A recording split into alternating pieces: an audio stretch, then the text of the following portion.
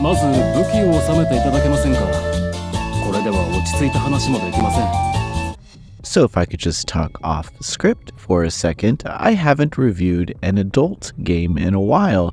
I like to say that I started Noisy Pixel as a way to normalize adult gaming content with normie gaming content, but I've noticed recently that I've been subjected to playing some of the more AAA, AA games out there, some of the more popular titles, and while all those titles were fun to play, it's time to get back to my roots and play some porn games. So here we are with the Ninetale developed Gears of Dragoon, Fragments of a New Era. Developer Ninetale continues to expand its catalog of adult RPGs in the Western market, and I'm all here for it. While I may not always share the same interests when it comes to the explored kinks, who am I to judge the fantasy tentacle enthusiasts? In their latest release, Gears of Dragoon, Fragments of a New Era, I'd say this is one of the milder entries in the series, where you assume the role of a hero rather than a demon conquering the world. But don't worry, there's plenty of tentacle and feet romance to explore. アストラルファミリーってよ。パーシーには倒した魔獣の情報を。もっとも、で、はて、これは。要するに、多分、知恵付きの。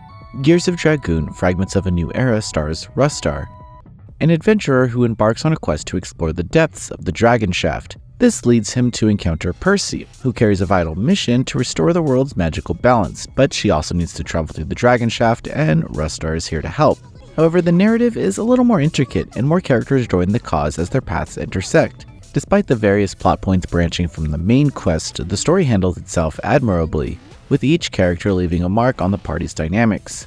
Personally, I found Ashley's story arc to be my favorite, likely due to her substantial character growth throughout each chapter. You can recruit up to 12 characters to your crew, but only 6 can enter the dungeon at a time, which does have an effect on their intimacy rating with the main character. Each character's class somewhat aligns with their personality and allows for some intriguing customization. However, the game does a very poor job of guiding you through its outdated menu design. Features like weapon customization, shopping, guild management, party skills, and loadout are not very user-friendly. Fortunately, my experience with other games from the developer gave me a general idea of what I was doing, but as I mentioned earlier, once I encountered Ashley, there was no turning back, and all of these frustrations were just a thing of the past because I knew I had to go forward. The gameplay loop involves organizing your party at your base and choosing a mission. Later in the game, a vast list of missions become available, with some requiring specific prerequisites to accept. To make the experience easier, it's advisable to tackle all of the side quests before progressing through the campaign. Being under-leveled in this game can be quite frustrating, but once you get a grasp on the nuances of battle, which has some intricacies, the game proceeds at a steady pace. After accepting a quest, you'll be briefed through some story scenes, depart, and likely sit through more story scenes. Speaking of which, this is actually a very well-written fantasy adventure. While it may contain some overused tropes, I appreciated how it balanced tension with camaraderie among the cast. The stakes leading up to the final boss battle are real, but after 40 hours of gameplay, I'd say this is a game best enjoyed in hour-long sessions. It lacks that hook that keeps you saying, okay, just one more hour. Dungeon exploration is rather uninspiring. Despite theme changes, they all feel fairly similar. Unfortunately, the lack of tutorials extend to this aspect of gameplay as well. At times, you're left without a map, forcing you to wander aimlessly until you trigger a scene or a battle area. After you acquire a map, it does make traveling around the dungeons easier, but with no speed settings to quicken your running pace or battle speed, you end up just wasting time. In my younger years, I enjoyed getting lost because it meant leveling up. But here, I was never really attached to the battle system and always wanted to get back to the story the moment I entered the dungeons. Thankfully, there are difficulty options to make the experience more accessible.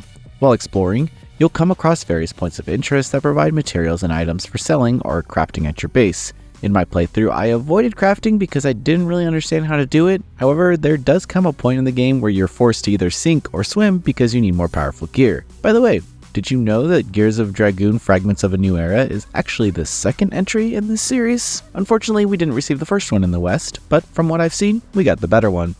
Okay, let's get back to the review. The battle system also takes some getting used to because there is a bit of information overload when you first enter a fight. You have attacks and skills that can be used after a cooldown. There's an auto function that will have your party constantly attack enemies, but I wish that this also included a system where the healers would heal wounded party members. One gripe about fights is just how they would group up enemies. Sometimes you'll be fighting against 10 enemies and it definitely overstays its welcome. It's a decent turn-based battle system, but it's very basic at its core.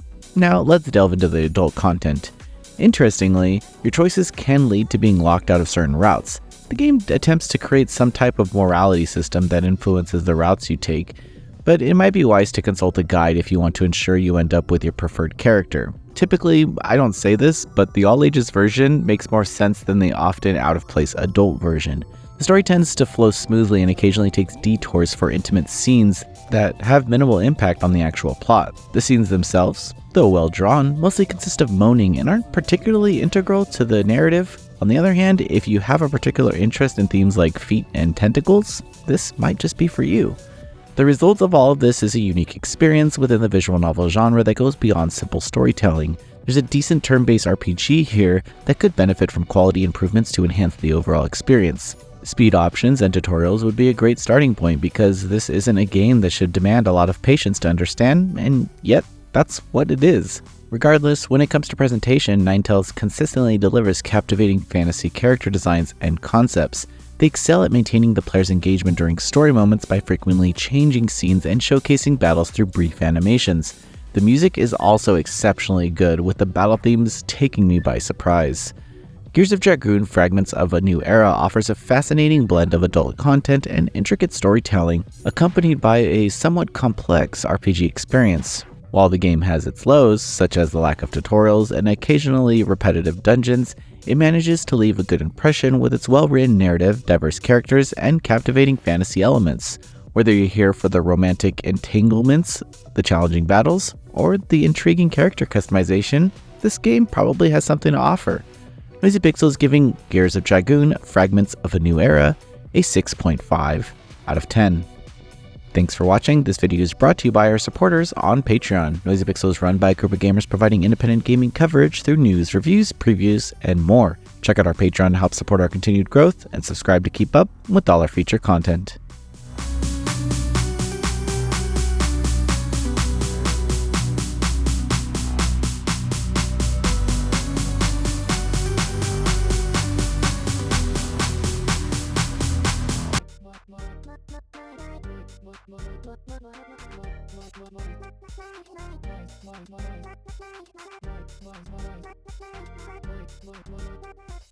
Noisy Pixel.